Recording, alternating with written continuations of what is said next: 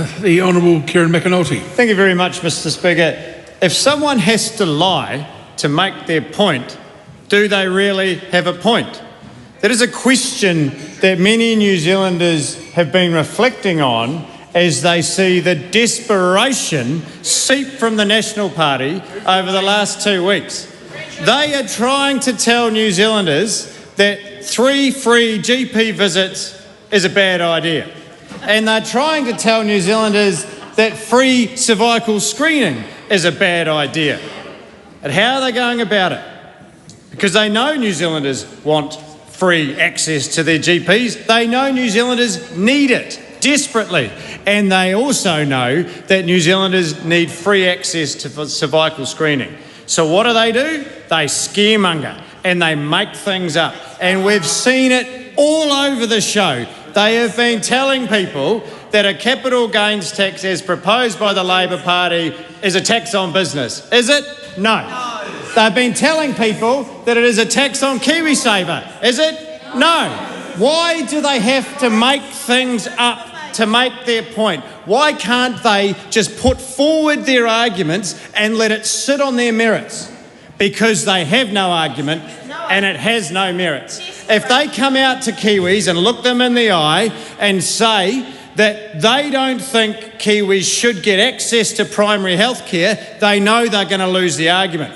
And if they told New Zealanders that the National Party doesn't think that they should have free access to cervical screening, they would lose the argument. That's right. But they're also losing the argument because Kiwis can see through a fib and they can see through this like glass.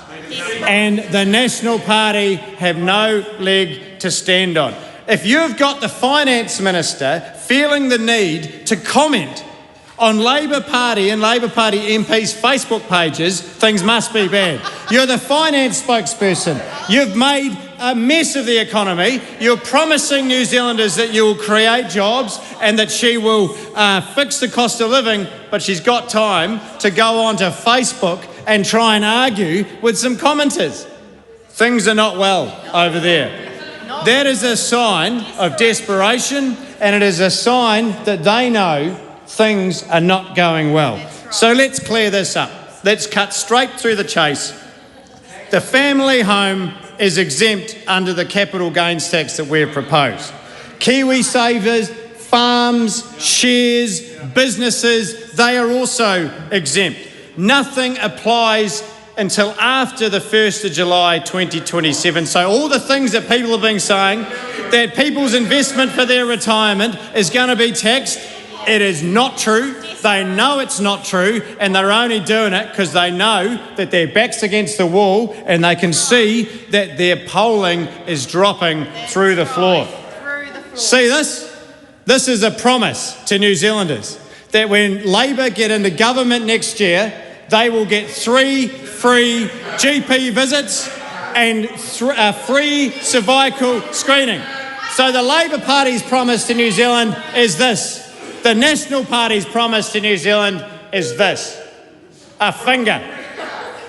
And when New Zealanders expect this government to give them a say in the laws that they are passing, when New Zealanders expect the government to be open and upfront and clear about what they're doing and follow parliamentary process and give people a chance to have a say in select committee, they give them the middle finger.